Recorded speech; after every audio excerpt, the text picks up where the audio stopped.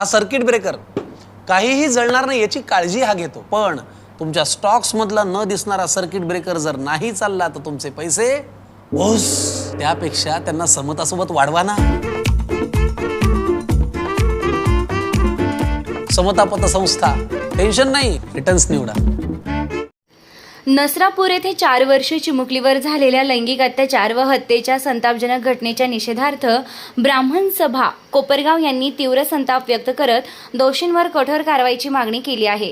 या संदर्भात तहसीलदार कोपरगाव यांना निवेदन देण्यात आलं असून या घटनेचा जाहीर निषेध करण्यात आलाय।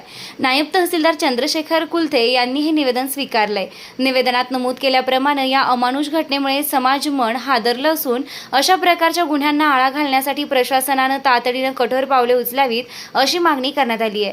पीडित बालिकेला तात्काळ न्याय मिळावा तसेच आरोपींना कायद्यानुसार कडक शिक्षा व्हावी यासाठी सभेने आग्रही भूमिका घेतली आहे। तसेच प्रकरणाची सखोल व निपक्ष चौकशी करून दोषींवर कठोर गुन्हे दाखल करावेत।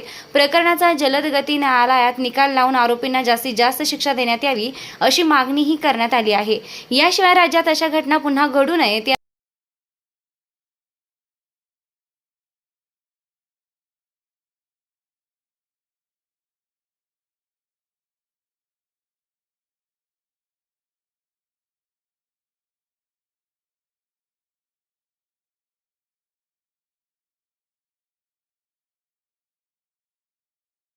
येथे 4 वर्षीय बालिकेवरील लैंगिक अत्याचार व हत्येच्या घटनेबाबत ब्राह्मण सभा कोपरगाव यांच्या वतीने जे आज निवेदन प्राप्त झाले आणि ही जी घडलेली घटना आहे ही अतिशय निंदनीय आहे। आणि ब्राह्मण सभा कोपरगाव यांनी जे निवेदनात प्रमुख मागण्या ज्या केलेल्या आहेत त्यांच्या ज्या मागण्याचं निवेदन आम्ही तात्काळ माननीय जिल्हाधिकारी साहेब अहिल्यानगर यांना पाठवून शासनाकडे तात्काळ कसं जाईल याची दक्षता घेतली। नसरापूर येथील घटना अतिशय सुन्न, मनाला सुन्न करणारी आणि निशब्द करणारी अशी घटना घडलेली आहे।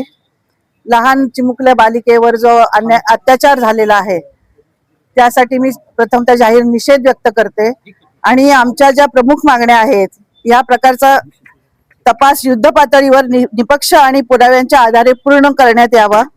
आरोपी विरुद्ध पोक्सो व संबंधित गुन्हे गंभीर कलमानुसार सक्षम आरोपपत्र तातडीने न्यायालयात दाखल करण्यात यावे। सदर प्रकरण जलद गती न्यायालयात चालवून गुन्हेगारास विनाविलंब देहदंडाची मरेपर्यंतची फाशी ही शिक्षा देण्यात यावी आणि त्या कायद्याचा वचक दिसावा। महाराष्ट्र राज्यामध्ये असल्याचे प्रत्यक्ष अनुभूतीस यावे आणि पीडित कुटुंबाला शक्य तितक्या लवकर न्याय मिळावा ही आमच्या प्रमुख मागण्या आहेत।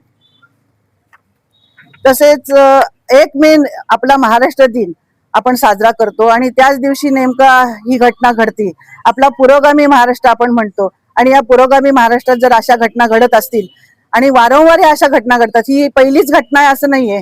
आत्ताच बदलापूरची मध्ये झाली होती, काल परवा विनयभंगाची झाली होती पुणे जिल्ह्यातच जवळपास।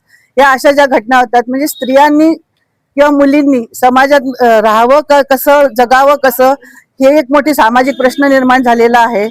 आणि स्त्री दर घटतोय म्हणजे जन्मदर घटतोय असं तुम्ही म्हणताय एकीकडं, आणि जर जन्माला आलेल्या कोवळ्या मुलींची जर अशा प्रकारे जर निघळून हत्या होत असेल किंवा अशा प्रकारचे त्यांच्यावर अत्याचार होत असतील तर या समाजात कशा तऱ्हेने बघावं, बसावं, राहावं आणि कायदा काय करतोय। म्हणून आमची शासनाला विनंती आहे की या नराधमाला, नीचाला ताबडतोबीने शिक्षा मिळावी, कुठल्याही परिस्थितीत लवकरात लवकर न्याय मिळावा आणि पीडित कुटुंबाला न्याय मिळावा असं आमची प्रामाणिकपणे इच्छा आहे। धन्यवाद।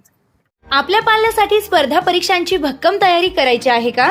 IIT, नीट, मेडिकल, NDA सारख्या मोठ्या स्पर्धा परीक्षांची तयारी योग्य वयात सुरू होणं खूप महत्त्वाचं असतं। म्हणूनच कोपरगावमध्ये इयत्ता 6वी पासून मजबूत पाया घालणारा एकमेव foundation class AK science foundation academy.